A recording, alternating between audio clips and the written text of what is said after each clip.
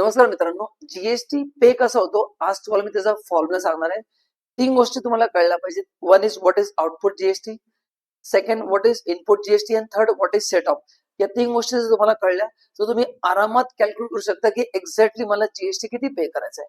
पण तुम्हाला जर माहिती नसेल तर व्हिडिओ शेवट नक्की बघा आणि ज्यांना माहिती आहे त्यांनी जरूर बघावा. यामध्ये मी डिटेल सांगणार आहे की exactly how my GST liability is calculated. ठीक आहे, ओके. सो सगळ्यात पहिलं हा जो टॉपिक आपण डिस्कस करणार आहे की आउटपुट अँड इनपुट जीएसटीचं कॅल्क्युलेशन कसं होतं, हा इम्पॉर्टंट काय ह्याचे तीन रिझन आहे. कारण का ऍज अ स्टुडंट आपल्याला कन्फ्युजन होतं की what is input GST, what is output GST आणि एक्झॅक्टली मला कुठला भरायचा आहे, इनपुट भरायचा आहे गव्हर्नमेंटला, आउटपुट भरायचं आहे अजून काय वेगळे भरायचे. सेकंड, तुमच्या एक्झाम मध्ये तुम्हाला क्वेश्चन्स येतात, त्यात पण तुम्हाला फायदा होईल. करेक्ट. आणि तिसरं, तुम्ही जेव्हा प्रॅक्टिकली काम कराल, टॅलीवर काम कराल, जीएसटी वर काम कराल, हे जे काय तुम्हाला शिकवणार आहे ते तुम्हाला तिथेही यूज करायचं आहे. सो तुम्ही स्टुडंट असाल, तुमची एक्झाम असेल किंवा तुम्ही प्रॅक्टिकली काम करत असाल, तुम्हाला व्हिडिओचा नक्की फायदा होणार आहे. तर मित्रांनो, पहिली कॉन्सेप्ट आपल्याला समजायची व्हॉट इज आउटपुट जीएसटी. आउटपुटचा सिंपल अर्थ आहे माझा सेल. समजा मी असं मोबाईल विकत असेल तर मोबाईल विकल्यावर जो मी जीएसटी कलेक्ट करतो तो माझा आउटपुट आहे. समजा मी सर्व्हिस प्रोव्हायडर असेल तर त्याच्यावर जो मी आउटपुट टॅक्स लागतो त्याला म्हणतात आउटपुट जीएसटी, है ना. तो output GST means GST on my sales on my income. हा ही अमाऊंट जे मी कस्टमर कडनं कलेक्ट करतो. सो समजा तुम्हाला मी 1000चा प्रोडक्ट विकला, let's say this product is of 5000 rupees, मी तुम्हाला विकलं, ह्याच्यावर मी जो जीएसटी लावेल त्याला म्हणतात output GST.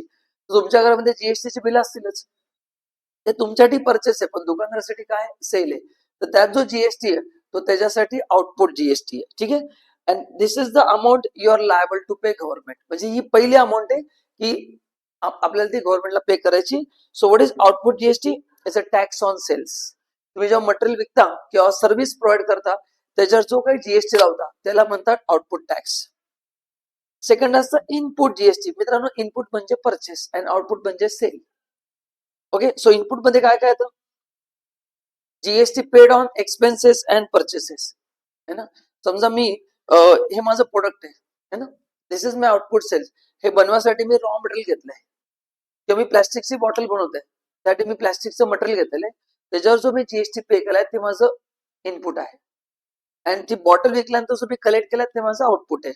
So it's a tax paid on purchases and expenses. जसं कुरिअर इज माय एक्सपेन्स, त्याच्यावर जीएसटी लागतो, है ना. मी पॅकिंग मटेरियल परचेस केलं तो पण माझा खर्च आहे, त्याच्यावर मला जीएसटी लागतो, है ना. आणि त्याचा तुम्हाला बेनिफिट मिळतो. क्रेडिटचा अर्थ आहे तो तुमच्या आउटपुट जीएसटी मधनं मायनस होतो, त्याला म्हणतात क्रेडिट. तो सपोज माझा आउटपुट जीएसटी इज 100 रुपीज, माझा इनपुट जीएसटी 60 रुपीज आहे.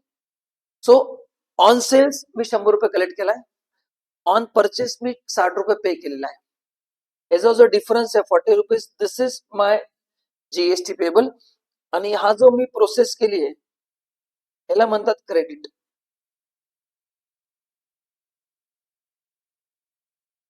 दिस इज इनपुट टॅक्स क्रेडिट.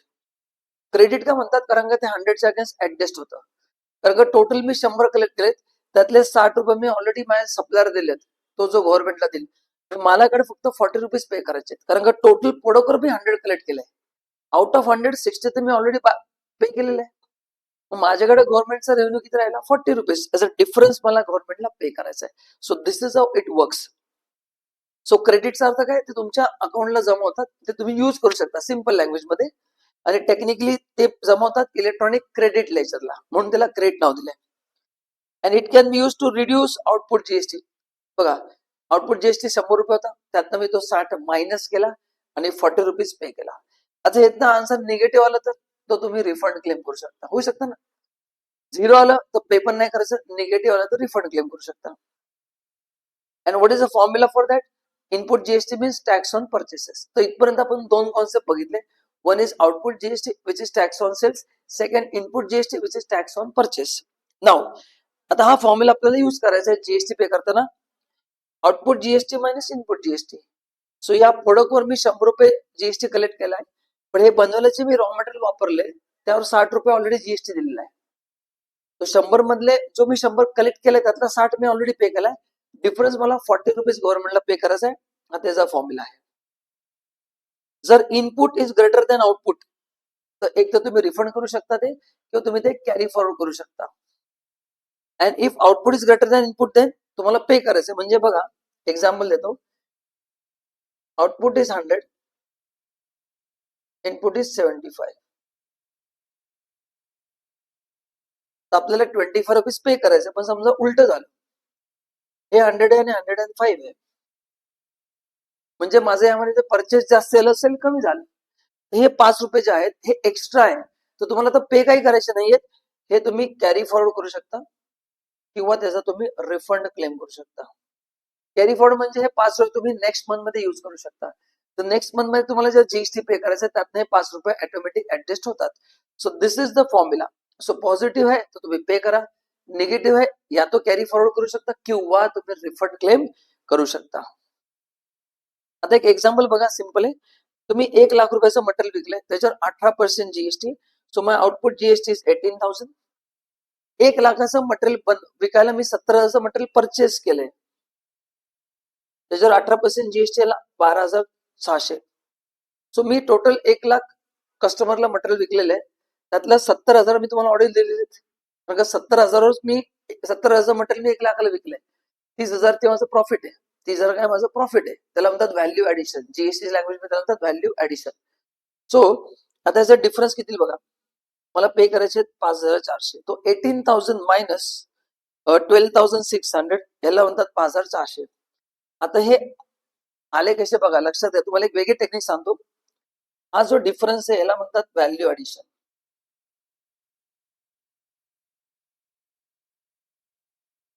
है ना. व्हॅल्यू ऍडिशन म्हणजे एक्सपेन्स प्लस प्रॉफिट. आता अज्युम करा तुमचं प्रॉफिट आहे 70,000, तुम्ही प्रोडक्ट घेतलं 1,00,000ला विकला, तुम्ही 70चं जीएसटी ऑलरेडी गव्हर्नमेंटला दिलेलं, तर तुमच्याकडे बॅलन्स किती राहिला 30,000चा जीएसटी, आणि त्याला तुम्ही 18% मल्टिप्लाय करा. सो 30,000 इंटू 18%, तरी पण आन्सर 5,400 येते. तसे दोन पद्धतीने तुम्ही जीएसटी पेबल कॅल्क्युलेट करू शकता. This is called as a value added. सो तुम्ही ऐकलं असेल की जीएसटीचं value added tax. What is value added? मी जेवढं प्रॉफिट ऍड केलेलं आहे, मी जेवढा खर्च केलाय त्याच्यावरच मी जीएसटी लावणार, नाही तर double taxation. So to avoid double taxation, to avoid cascading effect, अशी प्रोव्हिजन केलेली आहे. ठीक आहे. So this is how it works. So तुम्ही असंही काढू शकता डिफरन्सने. नाव आता काही जेव्हा तुम्ही इनपुट टॅक्स क्लेम करता, काही गोष्टींची तुम्हाला क्रेडिट नाही मिळत. लोकांचा एक गैरसमज आहे. लोकांना काय वाटतं, तुमच्यावर झालं असेल की लोक आजकाल जिथे शॉपिंग करतात तिथे जीएसटी नंबर प्रोव्हाइड करतात. मग तो सप्लायर जो असतो जीएसटीचं बिल रेज करतो आणि त्यांच्या पोर्टलला दिसतं. आता त्यांना वाटतं की आपण प्रत्येक गोष्टीच तुम्हाला क्रेडिट मिळेल का, मला सांगा. तुम्ही घरी फ्रीज घेतलाय, त्याचा तुमच्या बिझनेसचा काही संबंध आहे का, नाही. मग त्याचं क्रेडिट नाही मिळणार, त्याला म्हणतात ब्लॉक क्रेडिट. त्यातले काही एक्झाम्पल आहे. Motor car for personal use, food and beverage, ऑफिसमध्ये लोकांना खायला गोष्टी मागवल्या, purchase from dealer under composition scheme, invoice not reflected in GST to be. To be म्हणजे माझे मी जे काय परचेसेस केलेत ना ते टू बी वन दिसतात, तर या गोष्टींचं तुम्हाला क्रेडिट मिळत नाही. म्हणजे काय, हे जस्ट एक्झाम्पल आहे. तुम्ही जेव्हा इनपुट टॅक्स क्रेडिट क्लेम करता, चेक करा की प्रत्येक परचेस एलिजिबल आहे का नाही. जेवढे एलिजिबल आहे तेवढ्याच क्रेडिट क्लेम करायचं. ठीक आहे. आणि ते मग आउटपुट मधनं ऍडजस्ट करायचं. आणि मुलांच्या काही कॉमन मिस्टेक्स आहेत ज्या तुम्ही अवॉइड करायचे. पहिला, treating input GST as expense. मित्रांनो, इनपुट जीएसटी तुमचा एक्सपेन्स नाहीये, तो तुमच्या आउटपुट मधनं मायनस होतो. ओनली डिफरन्स तुम्हाला पे करायचा आहे. तुम्ही आयटीसी जेव्हा क्लेम करता तर टू बी म्हणजे रिटर्न ऑफ इनवर्ड सप्लाय. मी काय जे परचेस केले ते मला टू बी दिसतात, ते चेक न करता तुम्ही आयटीसी क्लेम नाही करू शकत. आणि लोकांना काय वाटतं माझ्याकडे इनवॉइस आहे, मी टॅलीमध्ये रेकॉर्ड केलं म्हणजे ते मायनस होईल. नाही, गव्हर्नमेंटच्या पोर्टलला दिसणं गरजेचं आहे. ते सेटअपची ऑर्डर असते. आता आयजीएसटी आहे, सीजीएसटी आहे, एचजीएसटी आहे, त्याचा एक सेटअपचा ऑर्डर आहे जो तुम्हाला मी सांगणार आहे. सगळ्यात महत्वाचा पार्ट तो आहे, नक्की बघा तो. तर ते सेटअप ऑर्डर बरोबर युज करायची आणि या गोष्टींचा मिक्स नाही करायचा. सीजीएसटी एचजीएसटी सगळे सेटअप सेपरेट क्लेम करायचे. काही केसेस कंबाईन होऊ शकतं, तुम्हाला मी दाखवतो. या मिस्टेक जर तुम्ही नाही केल्या तर नक्की तुम्हाला काही प्रॉब्लेम येणार नाही. And this is the order of setup.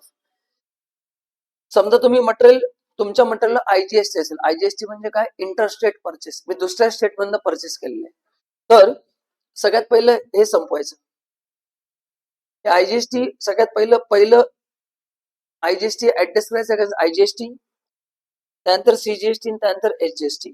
So IGST जोपर्यंत संपत नाही पूर्णपणे तोपर्यंत you cannot use CGST. So तुमच्या परचेसचं आयजीएसटी आहे ते पूर्ण यूज करून टाका. मग सीजीएसटी यूज करायचं पहिलं सीजीएसटीला मग आयजीएसटीला. ते झाल्यानंतर मग एचजीएसटी यूज करायचं पहिलं एचजीएसटीला मग आयजीएसटीला. तर हा जो आहे ना प्रायोरिटी ऑफ सेटअप हा तुम्हाला कंपल्सरी फॉलो करावा लागतो. तो का करायचा मी एका व्हिडिओमध्ये तुम्हाला नक्की सांगणार आहे. तो व्हिडिओ मी बनवणार तुमच्यासाठी. ओके, तो हा सिक्वेन्स तुम्ही चेंज नाही करू शकत. आणि यामध्ये सीजीएसटी आणि एचजीएसटीचा क्रॉस सेट ऑफ होत आहे. तुम्हाला टेबलमध्ये कुठेही दिसणार नाही सीजीएसटी एचजीएसटीचा क्रॉस सेट ऑफ. त्याला म्हणतात ऑर्डर ऑफ सेट ऑफ. पहिलं आयजीएसटी यूज करायचं ते पूर्ण संपवायचं. आयजीएसटी पहिलं आयजीएसटी साठी मग सीजीएसटी मग एचजीएसटी. बट इथं ऑर आहे. तुम्ही इथे ऑर म्हणजे काय, तुम्ही IGST can be use for CGST as well as HGST. So how to use it मी तुम्हाला सांगेल. मग सीजीएसटी संपवायचंय मग एचजीएसटी. तो हा सिक्वेन्स तुम्ही चेंज करू शकत नाही. आणि जे तुम्हाला मी छोटासा व्हिडिओ बनवला त्यामध्ये आपण काय शिकलो, सगळ्यात महत्त्वाचा व्हिडिओ का बघून फायदा काय आला. इनपुट जीएसटीला आपण क्रेडिट म्हणतो. Output GST is my liability.